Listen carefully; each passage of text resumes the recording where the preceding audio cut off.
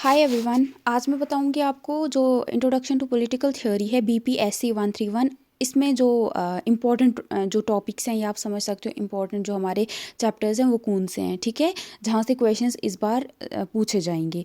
ठीक है, तो सबसे पहले आपको एक काम करना है। आप जो हैं प्रीवियस ईयर कुछ क्वेश्चन पेपर्स हैं वो देख लोगे, ठीक है। तो वो आप देख लोगे।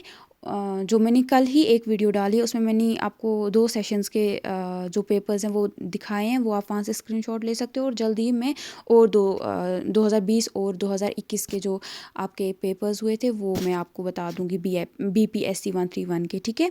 तो पहला काम आपको वो करना है, पेपर्स आप अच्छे से देख लोगे तो वहाँ पे जितने भी क्वेश्चंस हैं ना वो आप अच्छे से करो, ठीक है। आप देखो क्या वो क्वेश्चंस आते हैं आपको, ठीक है। वो क्वेश्चंस आप अच्छे से आपको करने हैं, ठीक है, क्योंकि क्वेश्चंस वहाँ से रिपीट होंगे, ठीक है। जो मैं चैप्टर्स आपको यहाँ पे बताऊंगी भी वहाँ से उन्होंने ऑलरेडी क्वेश्चंस पूछे हैं। ऐसा कोई चैप्टर नहीं है हमारी बुक में जिसमें इन्होंने 3 साल में कोई क्वेश्चन नहीं पूछा है। इन सब में से, सब चैप्टर्स में से इन्होंने क्वेश्चन पूछा है ना। तो इसीलिए अब आपको ऐसा हो सकता है कि सेम क्वेश्चन आ जाए। तो इसीलिए आपको 4 पेपर्स होंगे, टोटल 4 पेपर्स हैं वो। तो 4 आपको पेपर्स जो क्वेश्चन, अगर 8 क्वेश्चन है, एक पेपर में 8 क्वेश्चन है, तो खुद ही सोचो अगर 8 जो है आपके टोटल क्वेश्चंस कितने हो जाएंगे। वो 32 क्वेश्चंस आपको टोटल करने हैं, ठीक है। वो 32 क्वेश्चंस अभी आपके पास टाइम है, आप कर सकते हो, है ना। ये नहीं आपको याद करने हैं, वैसा कुछ नहीं करना है। आपको उनको अपने वर्ड्स में लिखने की कोशिश करनी है और देखना है क्या वो क्वेश्चंस आपको आते हैं, ठीक है। 3 इयर्स के टोटल क्वेश्चन पेपर्स हैं वो, आई थिंक 4 हैं टोटल। तो वो आप करोगे, ठीक है। अगर आपको वो पेपर्स चाहिए भी मैं आपको दे सकती हूँ। आप मुझे इंस्टा की आईडी भी यहाँ पे दे के रखिए, यूट्यूब के यहाँ पे है ना, जहाँ पे बायो दिया होता है वहाँ पे आप देख सकते हो, वहाँ पे है आईडी। तो वहाँ पे आप मुझे मैसेज कर सकते हो पर्सनली, मैं आपको वो सेंड कर दूँगी पेपर्स, ठीक है। अगर नहीं करना चाहते हो मैं जल्दी वो उन पे भी ये अपलोड कर दूँगी वीडियो। तो वो काम करना है, ठीक है। उसके बाद आप काम करोगे जो आपका ये असाइनमेंट है। आप देख लेना क्या यही असाइनमेंट आपने सबमिट किया है, ठीक है। तो ये क्वेश्चंस आपको कर लेने हैं, ठीक है, ये वाले क्वेश्चंस, ठीक है। प्लीज़ आप ये क्वेश्चंस कर लेना। ये आई थिंक अप्रैल 30 2023 में करना था, आई थिंक ये आप ही का है ना। अगर ये नहीं है तो आप आपके पास होगा ना आपका असाइनमेंट, तो आप वो कर लो, ठीक है।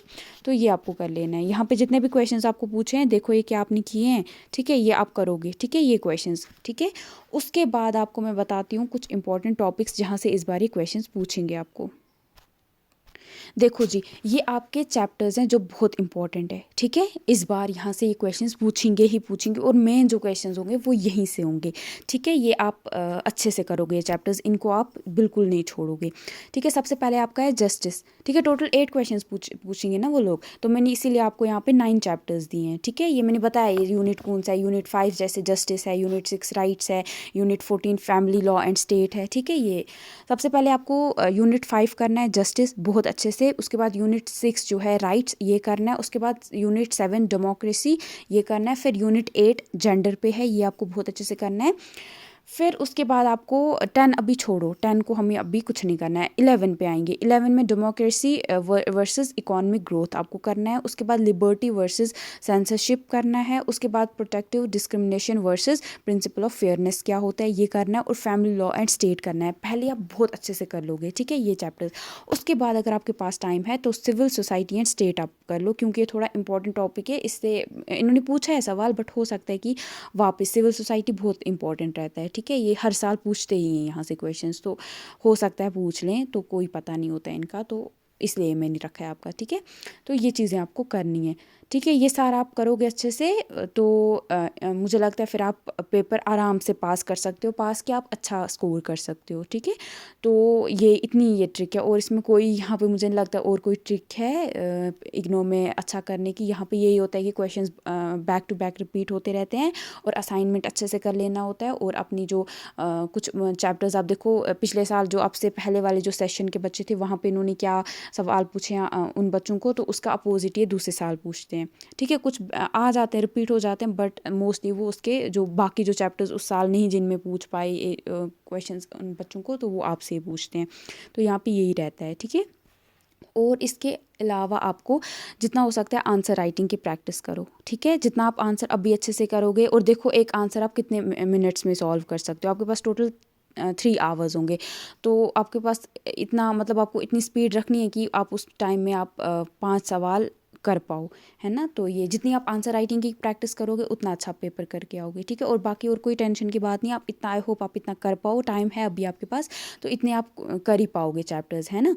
तो सबसे पहले चैप्टर्स आपको आने चाहिए, उसके बाद जो क्वेश्चंस मैंने जितने भी इंपॉर्टेंट बताए हैं, क्योंकि वहाँ से रिपीट हो सकते हैं, वो आपको कर लेने हैं, ठीक है। तो ये चीज़ है, ठीक है। थोड़ा सा डिफ़िकल्ट है, बट अगर आपको अच्छा स्कोर करना है, ये पास होने के लिए नहीं है ये स्ट्रैटेजी, ठीक है। मैं सच्ची बताऊँ, ये इससे आप अच्छा स्कोर कर सकते हो। बेसिकली ये वही स्ट्रैटेजी है। बहुत सारे बच्चों को लगेगा हाँ इससे मैं पास कर जाऊँगा, बट आप अगर अच्छे से इसको फॉलो करते हो ना, मैं लिख के दे रही हूँ आपको, आप बहुत अच्छा स्कोर कर पाओगे, बहुत अच्छा, ठीक है। तो फिर आपको वो टेंशन नहीं होगी हाय मेरा कम तो मेरे मार्क्स नहीं आएंगे।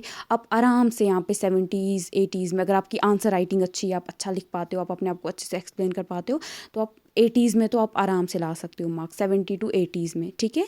तो ये है, ठीक है। बाकी ऑल द बेस्ट आपके पेपर के लिए। आई होप आपको ये थोड़ी स्ट्रैटेजी थोड़ी सी ईजी लगेगी, ठीक है। और आप इस पर काम करोगे।